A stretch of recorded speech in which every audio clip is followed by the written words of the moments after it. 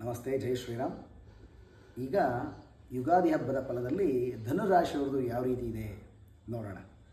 ಧನುರಾಶಿಯವರಿಗೆ 14 ಆದಾಯ, 11 ಖರ್ಚು. ಅಂದರೆ ಇನ್ನು ನೀವು ₹3 ಉಳಿಸ್ಬೋದು ಈ ಸರಿ. ಆದರೆ ಆರೋಗ್ಯನೂ ತುಂಬ ಚೆನ್ನಾಗಿದೆ. 5 ಆರೋಗ್ಯ, 2 ಅನಾರೋಗ್ಯ. ಅಂದರೆ ಸಣ್ಣ ಪುಟ್ಟ ಆರೋಗ್ಯ ತೊಂದರೆಗಳಾಗುತ್ತೆ, ಅದು ಬಿಟ್ಟರೆ ಬೇರೆ ಏನೂ ತೊಂದರೆ ಇಲ್ಲ. ಹಾಗೂ ಧನುರಾಶಿಯವ್ರಿಗೆ ಏನು ಅಂತಂದರೆ ಸಪ್ತಮದಲ್ಲಿ ಗುರು ಇದ್ದಾನೆ. ಅಂದರೆ ಜೂನ್ 1ನೇ ತಾರೀಕು ತನಕನೂ ತುಂಬ ಒಳ್ಳೆಯ ಸಮಯ, ಅದರಿಂದ ಏನೂ ಎದುರ ಅವಶ್ಯಕತೆ ಇಲ್ಲ.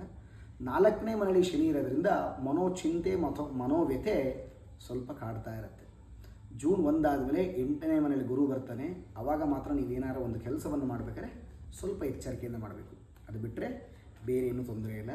ಅದೇ ರೀತಿ 3ನೇ ಮನೇಲಿ ರಾಹು ಇರೋದ್ರಿಂದ ಸ್ವಲ್ಪ ಯಾರ ಜೊತೆನಾರು ಮಾತಾಡಬೇಕಾದ್ರೆ ಸ್ವಲ್ಪ ಎಚ್ಚರಿಕೆ ವಹಿಸಿ, ನೋಡಿ ಮಾಡಿ ತಾಳ್ಮೆಯಿಂದ ಮಾತಾಡಿ, ಅದು ಬಿಟ್ಟರೆ ಬೇರೆ ಏನೂ ತೊಂದರೆ ಇಲ್ಲ. ಆದಷ್ಟು ಗುರುಗಳ ಆರಾಧನೆ ಮಾಡಿ, ಜೊತೆಗೆ ದಕ್ಷಿಣಾಮೂರ್ತಿಯನ್ನು ಆರಾಧನೆ ಮಾಡಿ, ಅದು ಬಿಟ್ಟರೆ ಬೇರೆ ಏನೂ ತೊಂದರೆ ಇಲ್ಲ. ಎಲ್ಲರಿಗೂ ಶುಭವಾಗಲಿ, ಒಳ್ಳೆಯದಾಗಲಿ.